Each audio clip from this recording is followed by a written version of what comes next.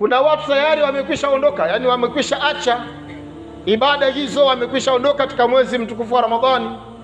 Hata sehemu ya ibada za kawaida tu za fardhi tayari wameacha.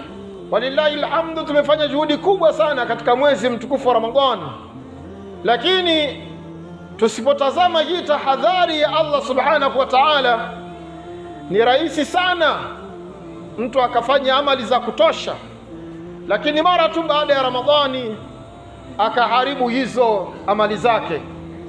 Katika surati Muhammad Allah anatuita, asema ya ayyuhalladhina amanu, enyi mlioamini, atiu Allah, endeleeni kumtii Mwenyezi Mungu subhanahu wa ta'ala, wa atiu rasul, na endeleeni kumtii Mtume sallallahu alayhi wasallam, wala tubtilu a'malakum, wala msiharibu, msipoteze amali zenu ambazo mmekwisha zifanya.